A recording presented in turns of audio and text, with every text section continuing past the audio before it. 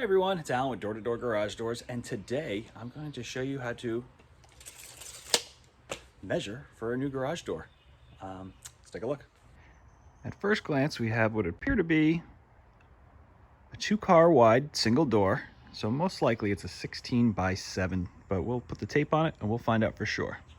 So we're going to measure pad to pad. So the pad is this 2 by 6 right here that the track is attached to. It could be a 2 by 4.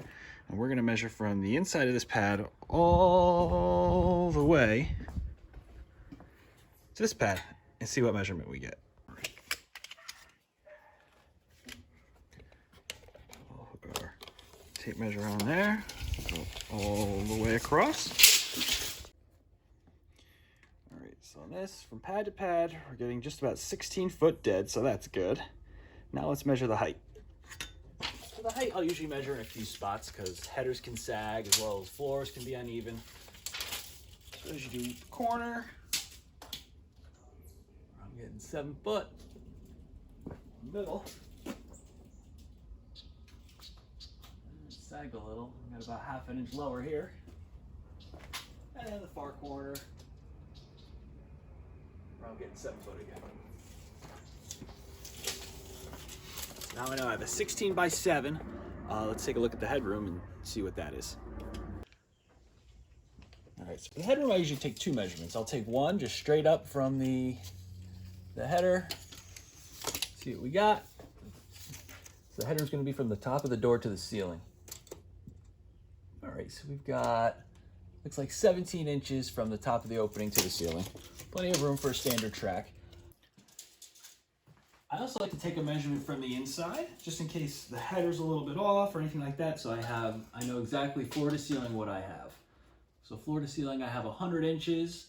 If 7 feet's 84 inches, then yep, I still have 17 inches of headroom. So the header is pretty much right at 17, right at 7 foot.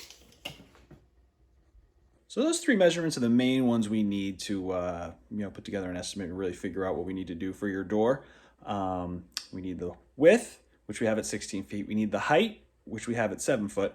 And now we have the headroom, which is at 17 inches. So now we know exactly what we need as far as a size door and what type of track that we can use and make work in here.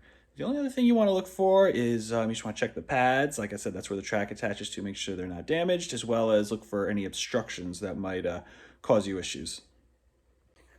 So you want to check the pads, look for any sign of rot or bug damage or anything like that, or some older garages don't even have pads, and see if you can get away with it, or you're going to need to do a little bit of carpentry work to add for some padding. And then also look at the ceiling for any obstructions. This particular garage has a beam that prevents the opener from being mounted up where it should be. Most likely they didn't notice this when they went to measure for this door. That's why they ended up switching it to these sleds. Just kind of a workaround to get regular track to work, but still drop that opener below this beam here. If I was the one who measured this door, I would probably recommend a low headroom track, which is a double track. So even though I have 17 inches of headroom, which should be plenty for regular track, I would go with the double low headroom track, so that way I could put the opener where it should be and use regular low headroom top fixtures and kind of eliminate these sleds. But this is what's here for now, but that's what I would do. So that's how we measure for a garage door. You want to measure the width, the height, the headroom, and then last of all, you want to check for any obstructions that would prevent us or cause us a headache, so to say, that we have to work around. But all very simple. Usually there's nothing that we come across that we can't figure something out, even if it's a very unique garage. But part of the reason why we do like to come out and do a site visit and check everything and measure for ourselves.